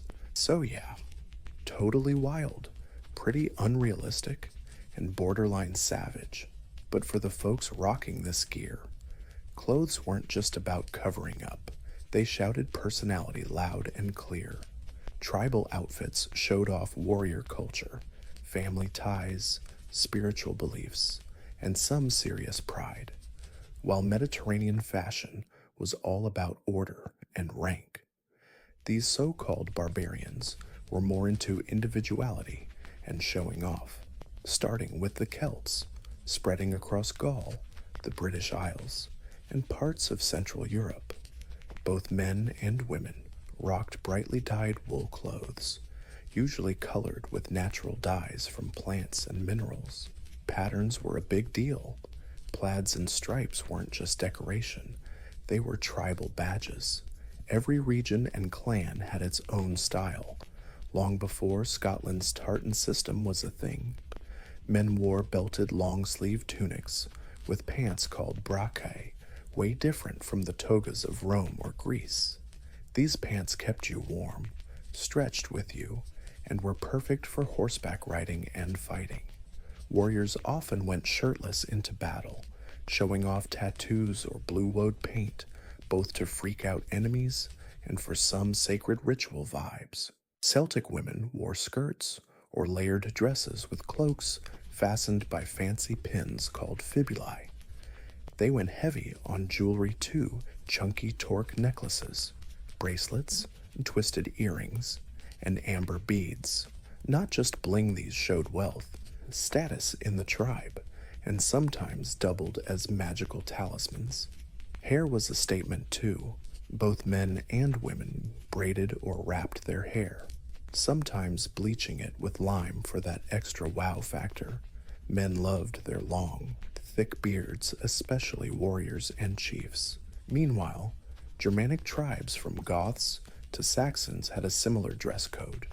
Tunics, wool cloaks, and layers of fur ruled their closets. Animal skins, often cloaks edged with teeth and claws, were both status symbols and lucky charms. Metal details on belts, buckles, and weapons showed wolves, boars, and eagles, creatures believed to hold spiritual power. Sure, Roman historians called them barbarians, but their tribal fashion was deep stuff. It screamed adaptability, identity, and a spiritual bond to land and ancestors. In a world of constant migration and war, what you wore was your flag, your shield, and the legend stitched into wool, leather, and bone. Fast forward to the Roman Empire turning Byzantine, and fashion morphed into something else, entirely a mashup of Roman power, Eastern luxury, and Christian symbolism. In Byzantium, clothes weren't just about status or wealth, they were a sacred language. Every thread, gem, and embroidered symbol was part of a holy and political show. The Byzantine court was obsessed with ceremonial garb. The emperor, seen as God's stand-in on earth, wore elaborate outfits so over the top they were basically theater costumes. His robe, called the loros, was long strips of jewel-encrusted fabric artfully wrapped around him. Gold thread was everywhere. Pearls, sapphires, and garnets were stitched directly into the cloth. Spotting the emperor was like seeing a living icon. Colors were strictly controlled purple, dyed from rare murex snails, was royal only. Anyone else caught wearing it, big trouble, punishable by heavy fines. Even tiny purple accents on cloaks or shoes screamed connection to the throne. Senators, priests, Generals all had their own color codes and uniform-like outfits for ceremonies. Byzantine fashion was layered and modest. Men and women both wore tunics called delmatica, wide-sleeved with embroidered stripes called clavi running down the front. Over that, cloaks like the chlamys, pinned with decorations often shaped like crosses or doves. These layers weren't just practical. Oh no, they reflected religious values of humility and ritual. Byzantine women's fashion was a cocktail of opulence and piety. Noble ladies wore long-sleeved, wrist-tight silk gowns covered in intricate patterns, topped with elaborate veils. Face nets and crowns showed both devotion and power. Jewelry was off the charts: big earrings, multiple necklaces, golden belts studded with religious icons and saints. Shoes got embroidered too, basically. Christianity soaked everything crosses, angels, sacred script popped up on belts, pins and hems.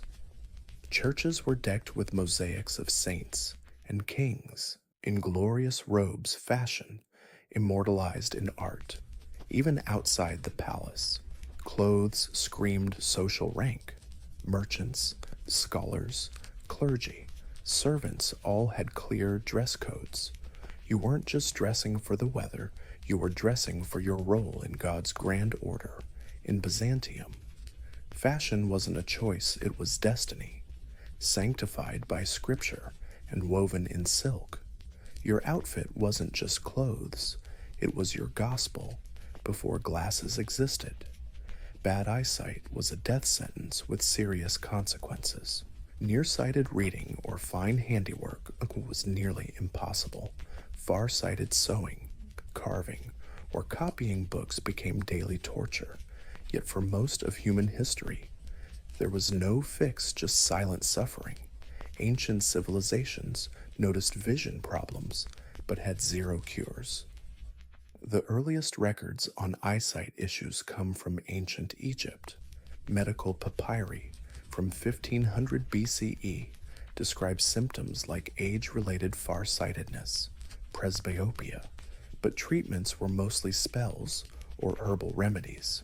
No proof of any optical gadgets back then. The Greeks and Romans knew eyesight got worse with age. Seneca, the young guy from the 1st century AD, supposedly used a water-filled glass sphere to magnify letters. It worked like a crude magnifying glass but couldn't be worn. Real magnifying glasses first popped up during the Arab Golden Age. Baghdad and Cairo scholars were tinkering with optics since the 9th century. Mathematician Alazan, aka Ibn al-Haytham, wrote the Book of Optics in the 11th century, laying the groundwork for vision science. He explained how light enters the eye and how lenses bend it. But again, no word on wearable glasses. Instead, ancient and medieval readers used reading stones, shiny glass, or crystal hemispheres placed right on the text to magnify it. This tool dates back to around the 10th or 11th century in Europe and the Middle East. Handy but bulky, you had to press it onto the page, and it only helped with one line at a time. The real game changer came in late 13th century northern Italy, probably in craft hubs like Pisa or Venice. That's where artisans started making the first wearable glasses, turning magnifying glasses from a fixed tool into something you could carry around. The first glasses weren't exactly fashion icons, but hey, revolution nonetheless. For the first time in history, bad eyesight wasn't the end of a scholar's or artisan's career. These early glasses used convex lenses, designed to help with age-related farsightedness, which makes reading up close tricky. These glasses weren't mass-produced. Each pair was handmade and mounted on simple frames of wood, bone, leather, or metal. No fancy temple arms yet. Lenses sat on the nose or pinched it, sometimes held by hand. The earliest record of glasses is from 1306, when a Dominican friar named Giordano da Pisa famously told his congregation that the craft of making spectacles was less than 20 years old, putting the invention around the 1280s.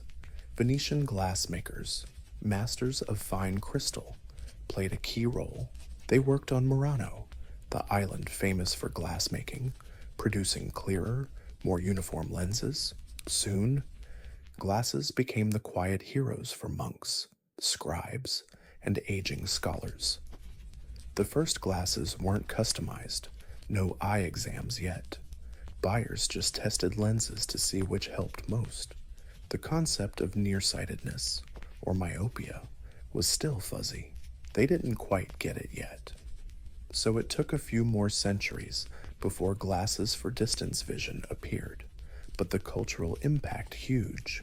In a world that worshipped reading, learning, and religious study, glasses were like a second chance for old folks. Monks could keep copying manuscripts, doctors could finally read anatomy charts, and artists could paint tiny details without squinting. Being old didn't mean useless anymore. The invention spread fast across Europe, mainly among clergy and intellectuals. Glasses were pricey, and illiteracy was rampant, so usage was still limited, but word of their magic spread like wildfire. By the early 14th century, glasses had reached Germany, France, and England.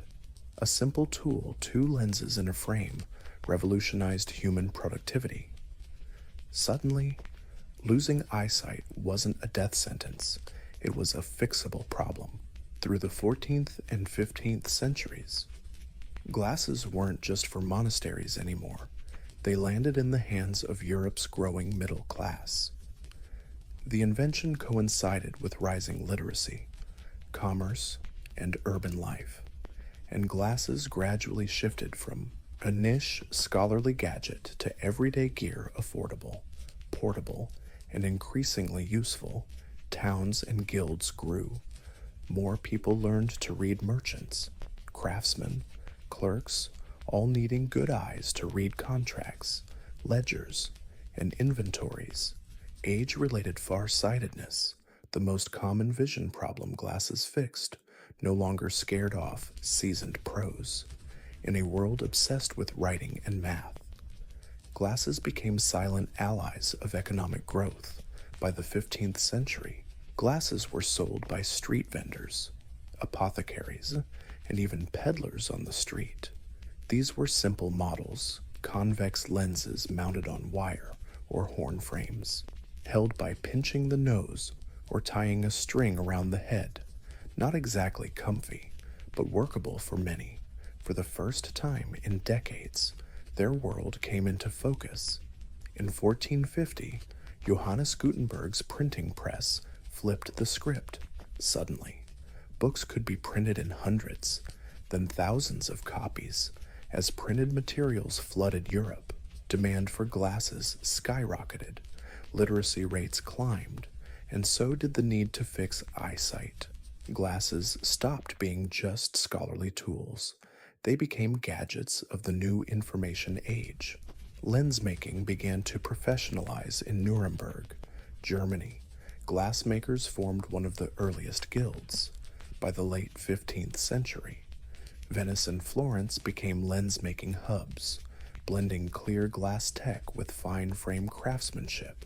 Glassmakers didn't do eye exams yet, but they had developed lenses with different strengths. Buyers just tried lenses at the market to find their match. The social role of glasses also started to shift. At first, glasses symbolized learning and old age. Renaissance paintings often showed saints, scholars, or apostles wearing glasses, a sign of wisdom and mental focus.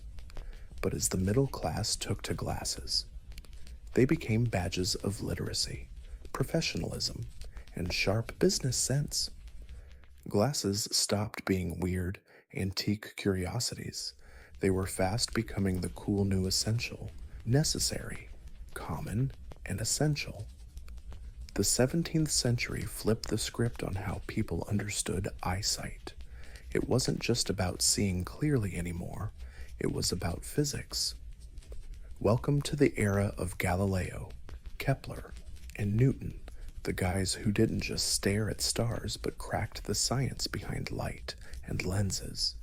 Their discoveries changed astronomy and optics forever, upgrading glasses from folk magic to hardcore science. Johannes Kepler, in Ad Vitelionum Paralipomena, was the first to explain how convex and concave lenses fix vision, clearly separating nearsightedness from farsightedness. For the first time, lenses were understood through precise light refraction, no more guesswork. Meanwhile, Galileo used improved lenses to build the first telescope. Others borrowed the trick for microscopes. These advances turned humble reading glasses into tools for exploring the universe and tiny cells. The same kind of lenses that helped people read books now helped them read stars and cells alike. New knowledge about optics shook up lens makers. With better understanding of focal length and lens curvature, they started crafting lenses with real precision. The craft slowly went pro. Lens makers in London, Paris, and Amsterdam began calling themselves opticians, a fancy science title, not just shopkeepers. Frames got a bit of a makeover too. Sure, many were still bulky and pinched noses, but some started adding leather pads, rivet hinges, or short arms called temple pieces. Efforts to keep glasses snug and comfy started popping up. In China, silk cords looped around ears were already a thing, and Europeans began adopting similar fixes.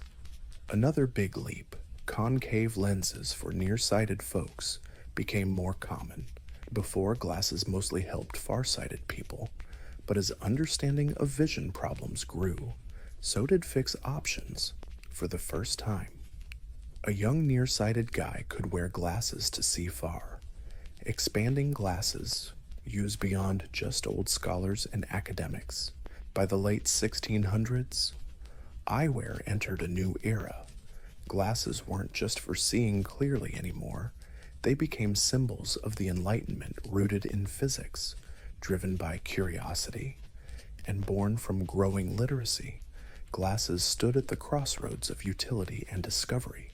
From now on, improving vision was science, not luck. By the 18th century, glasses were not only more accessible, but also fashion statements, no longer stuck on scholars' desks or craftsmen's benches. Glasses slipped into salons, courts, and cafes. The Enlightenment, with its love for reason and style, made brains cool and glasses the perfect brain accessory. Frame designs got a serious upgrade. The clunky, nose-pinching medieval glasses vanished. Instead, came frames with temples, those wings that hook over ears, just like today, invented around the 1720s. These temple pieces made glasses way more secure and comfy, especially for everyday wear. Sometimes hinged, sometimes made from flexible metal wire, often wrapped in silk or ribbon for a touch of glam. Materials got fancier too, tortoiseshell, horn, silver, even gold. The upper crust could order custom pairs engraved or studded with jewels for max bragging rights. Function was still key, but style caught up fast. Public figures helped make glasses cool. Benjamin Franklin, probably the most famous specs guy of the time, didn't just wear glasses, he revolutionized them. In the 1780s, he invented bifocals, splitting two different lenses in one frame, so folks didn't have to switch glasses when reading or looking far. Practical, smart, and game-changing. At the same time, handheld magnifying glasses became a hit. These single-lens magnifiers with handles turned into trendy accessories among the elite. Especially in England and France, people wore them on chains around their necks during social gatherings, not really to see better, but to flaunt their smarts, wealth, or curiosity. Then came the lorgnette, a fancy handheld pair of glasses favored by noble ladies. It could be flipped open gracefully and lifted when reading or watching opera, for many. Glasses weren't just about seeing clearly, they were about being seen.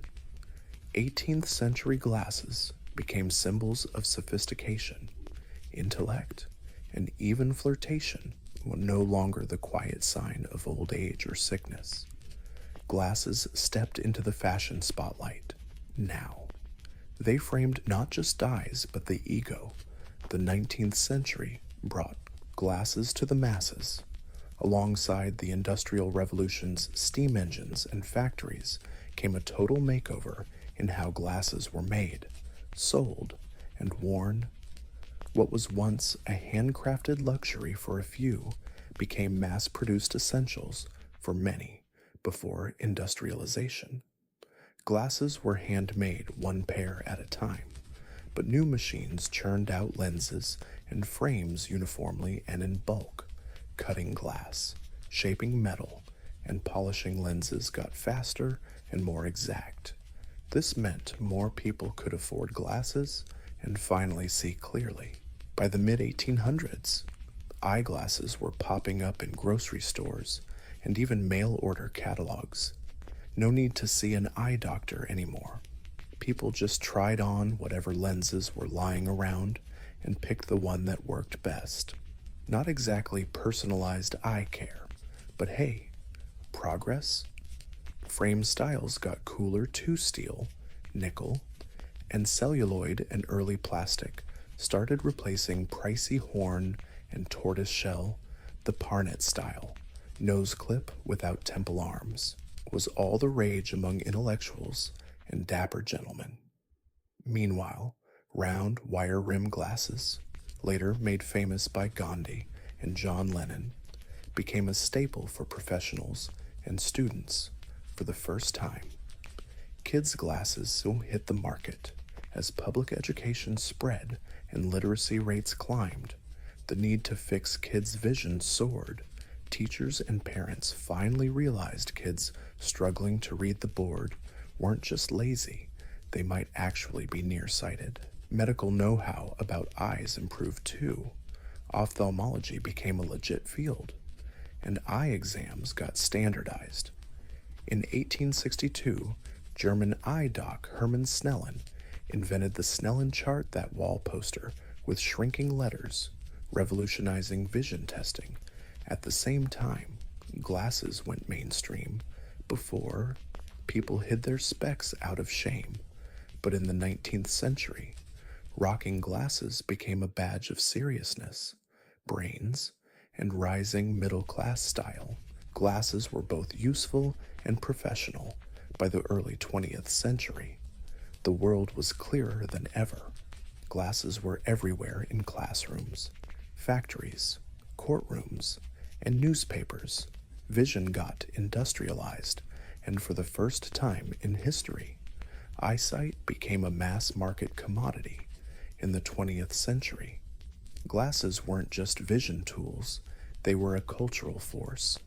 This was the century where vision met identity, where fashion crashed into science, and glasses became as unique as fingerprints. Also marked the start of a brand new era for eyeglasses, a tech arms race in optics that race-shaped modern eye care. Early 20th century, wire-rim glasses still rocked among intellectuals and pros, but mass production kept evolving, bringing all sorts of shapes, styles, and materials. By the 1920s and 30s, celluloid and plastic let frames get bolder, sparking a craze for expressive glasses. Thick black frames became the symbol of confidence and power.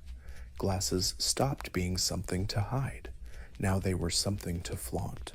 Hollywood played a big role. Guys like Harold Lloyd, sporting round, horn-rimmed specs, turned glasses into their signature look later. Stars like Marilyn Monroe, James Dean, and Audrey Hepburn wore glasses on and off screen. Glasses emphasized personality, not flaws. We sped up tech. The military demanded better optical gear, pushing innovations in lens durability, anti-reflective coatings, and lightweight frames. The Army even issued standard specs, jokingly called birth control glasses for soldiers. Not exactly glamorous, but tough and affordable. Then in 1958, Boom Plastic Lenses invented lighter and safer than glass. Comfort in wearing glasses took a giant leap. Combine that with photochromic lenses that change color with light, and glasses got way more practical for everyday life. Then came contact lenses. Although invented earlier, soft lenses didn't really take off until the 50s and 60s. Suddenly, people had options: glasses or no glasses. Meanwhile, fashion exploded. The 60s were all about cat eye frames and mod colors. The 70s brought oversized aviators. The 80s screamed bold statements. Think Run DMC or Wall Street Big Shots. By the 90s, minimalism returned, with rimless and wire frames ruling boardrooms and campuses. Glasses were no longer just tools to see, they were statements about politics, intellect, rebellion, and style. Whether you were a beat poet in Greenwich Village or a coder in Silicon Valley, your glasses said who you were. The 20th century didn't just fix vision, it redefined how we see ourselves.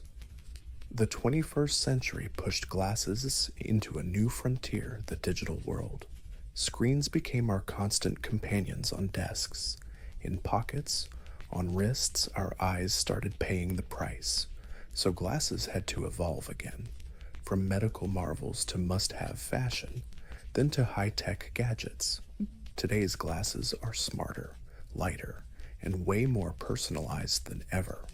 One of the biggest leaps is digital lens crafting. Unlike old days when lenses were molded from stock prescriptions, modern glasses are precisely crafted by computers. This lets lenses be custom made for your exact eye measurements, head tilt, reading distance, and more. Progressive lenses blend near, middle, and far vision smoothly, a massive upgrade that banishes the dizzy spells of early versions. Another cool innovation, blue light blocking tech, since people spend 8, 10, or even 12 hours a day glued to screens. Reports of digital eye strain have skyrocketed: dry eyes, headaches, blurry vision. It's become totally normal. Lens makers fought back with blue light filters to zap eye strain and maybe help some folks sleep better. Science still debates it, but demand's gone through the roof. Frame tech hasn't been slacking either. Super light stuff like titanium, shape memory metal, and carbon fiber make glasses tougher and comfier. Some frames are so light, you forget you're even wearing them. Others have bendy hinges, allergy-proof coatings, and modular designs to pimp your specs just right. Then came smart glasses. The first tries, think Google Glass, stumbled through hype and hate, but the idea never died. Now, modern versions pack sound, cameras, fitness tracking, even pop-up info right in front of your eyeballs. Companies keep tweaking the balance between cool tech and looking good, hoping smart glasses become your daily go-to. The market shifted too. Online shops now let you upload selfies, try on frames virtually, and order prescription glasses without stepping foot in a store. Easier access plus stylish brands turned glasses into a booming e-commerce playground. And don't forget fashion, from hipster round frames to sleek minimalism or vintage comebacks.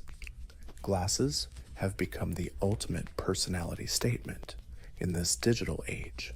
Glasses don't just help you see, they filter info, shield your eyes, do math, and show off who you really are, looking ahead. The line between tech, biology, and fashion is blurring fast. We're stepping into an era where vision correction is just the warm-up act. Glasses might boost human abilities, act like wearable computers, or vanish altogether. The future isn't just about seeing better, it's about seeing differently. One of the most exciting fields, smart glasses. Of course, big players like Meta, Apple, and Amazon are racing to build sleek, augmented reality AR specs. The plan overlay digital info, directions, notifications, translations, even 3D objects, all without pulling out your phone. These gadgets aim to do for communication what smartphones did make it instant, invisible, and totally immersive. Nearsighted lenses are leveling up too. Some companies are testing adaptive lenses that auto-adjust focus. Say goodbye to bifocals and constantly swapping glasses, using liquid crystal or electrochemical tech. These lenses react instantly to where you're looking, lighting conditions, or whatever your eyes need. Medical tech is also making bold moves. Gene therapy and stem cell treatments for certain types of blindness are showing promising early results. Bionic eyes, once sci-fi dreams, are now being developed with retinal implants and brain-computer interfaces aiming to restore partial sight to the blind. If these techs mature, glasses might shift from correction tools to relay devices, then eventually get replaced by built-in or neural solutions. But humble frames aren't disappearing anytime soon. In fact, fashion keeps glasses stylish even as they get smarter. Designers are mixing tradition with the future. 3D printed frames, recycled materials, modular designs, and custom colors keep glasses personal and wearable. Meanwhile, VR headsets, once bulky and annoying, are slimming down, borrowing optical science to deliver immersive experiences in sleek goggle-like forms. Somehow, these two are the spiritual heirs of the humble lens. What started as a 13th century Italian monk's reading aid has turned into a gateway to digital worlds, medical wonders, and cultural icons. The story of glasses isn't just about seeing the world clearer, it's about how the world sees us, and how that vision keeps evolving one lens at a time.